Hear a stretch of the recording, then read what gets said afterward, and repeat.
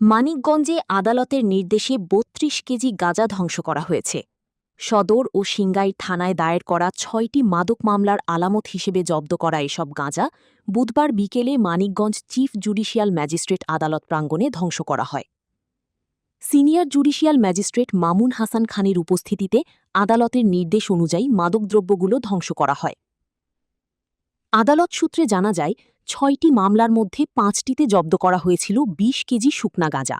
এছাড়া অপর একটি মামলায় ৩ কেজি ওজনের ৪টি গাঁজা গাছ জব্দ করা হয়। আদালতের মালখানায় সংরক্ষিত এসব আলামত আইনগত প্রক্রিয়া অনুসরণ করে ধ্বংস করা হয়েছে।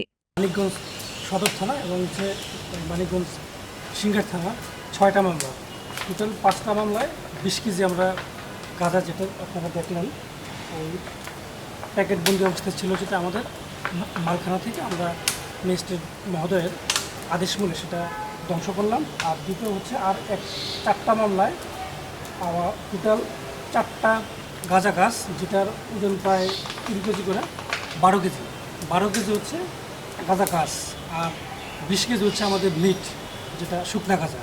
আমরা এটা আজকে টোটাল 6টা মামলায় 32 কেজি গাঁজা আমরা ধ্বংস করলাম আজকে। সেটা আপনার মানিকগঞ্জ সদর এবং সিংগার থানা। এবং আপনার প্রতিদিনই আমাদের এইরকমভাবে মাদক, সেটা আপনার ইয়াবা হতে পারে, মদ হইতে পারে, আপনার ওই যে আমাদের যে বিদেশি অফিসার চয়েস আছে, তারপরে বিয়ার আছে, সবগুলো আমরা প্রতিনিয়ত আমাদের এটা হচ্ছে ওই কন্টিনিউয়াসলি আমরা এই মাদক ধ্বংসের কাজগুলো আমরা তো করে থাকি, ডেলি আমরা এগুলো করি, ঠিক আছে। তারই ধারাবাহিকতায় আজকে আমরা 6টা মামলায় 32 কেজি গাঁজা ধ্বংস করলাম।